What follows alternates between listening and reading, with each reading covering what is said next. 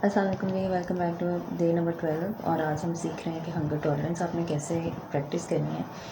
Obviously I am hoping कि most of you watching this are Muslims, तो आपको already idea है कि हंगर टॉलरेंस जो है वो हम रमज़ान में जब रोज़ा रख रहे होते हैं तो हम ऑलरेडी एक्सपीरियंस करते हैं। तो कोई नई सेंसेशन या नई चीज़ आप नहीं करने जा रहे, लेकिन यूजुअली क्या होता है कि जब रिलीजियस कॉन्टेक्स्ट में हम ये काम करते हैं क्योंकि बाकी लोगों ने भी रोज़ा रखा होता है ना, तो ये डिफरेंट चीज़ होती है। रोज़ा रखने के अलावा भी बहुत सारे लोग ऐसे होते हैं जिनसे अपनी भूख जो है वो कंट्रोल नहीं होती। ठीक है, वो भूख को समझते हैं कि बहुत बड़ी इमरजेंसी है और इसको इमीडिएटली डील करना चाहिए। तो उसी से रिलेटेड जो है ना हम ये एक्सरसाइज करने लगे हैं, जिसमें आपने रोज़ा नहीं रखना, लेकिन आपने हंगर टॉलरेंस जो है ना अपनी वो किसी ना किसी तरीके चेक करने की कोशिश करेंगे। कम से कम 4 to 5 आवर्स के आप फास्टिंग करेंगे इसमें। ठीक है।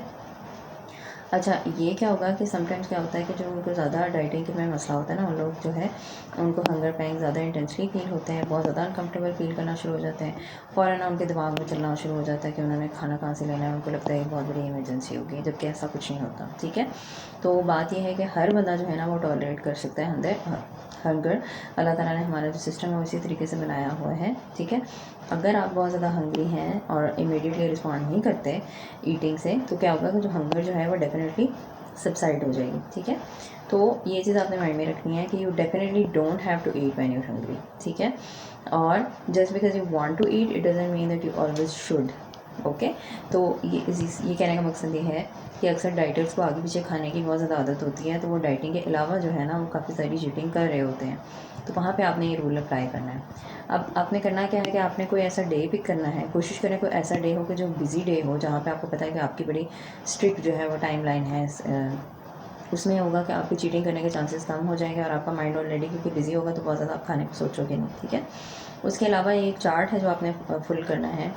उसमें आपने पास्ट कुछ एक्सपीरियंसेस आपके होंगे जो हंगर रिलेटेड नहीं होंगे, जो अनकम्फर्टेबल थे, उसको आपने रेट करना है। ठीक है, जैसे यहाँ पे एग्जांपल दी हुई है कि ठीक है, राइट आफ्टर डिनर जो है वो सिटिंग अराउंड थी तो डिस्कम्फर्ट लेवल 0 था।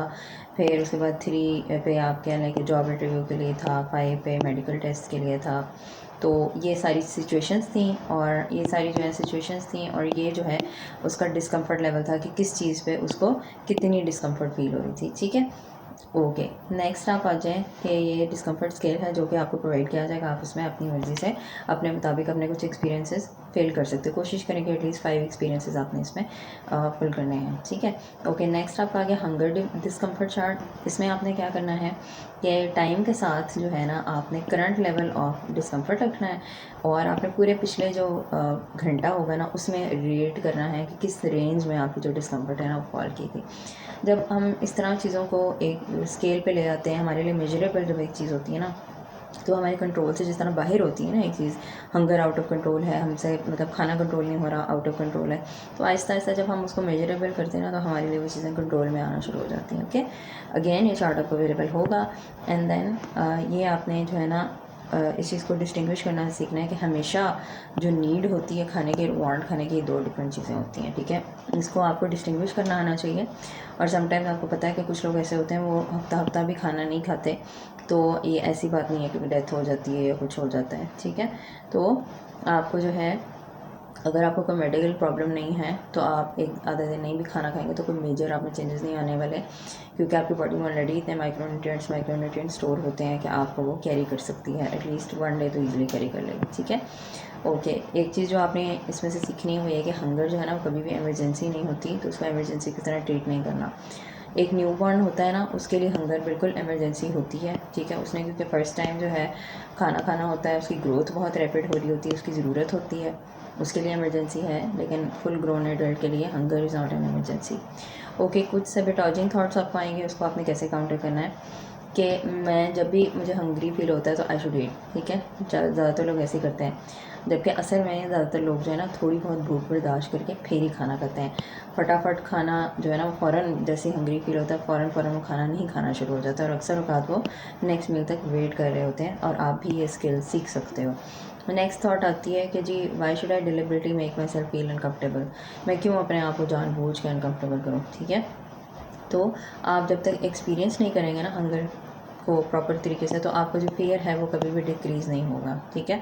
आपको जो एंजाइटी है फ्यूचर में जो भी होगी, आपको एंजाइटी रिगार्डिंग डाइटिंग या कुछ भी, तो वो आपकी कम हो जाएगी इससे, ठीक है। नॉर्मली क्योंकि यूजुअली लोग ऐसे मेरे पास होते हैं जो रोज़े रख रहे होते हैं तो उनको प्रॉब्लम नहीं होती, लेकिन अब क्योंकि जनरली अनफॉर्चुनेटली रोज़े रखने का ट्रेंड काफ़ी कम हो चुका हुआ है, तो उसमें काफ़ी सारे लोग नहीं एक्सपीरियंस करते हैं कि but it's really like to feel hungry.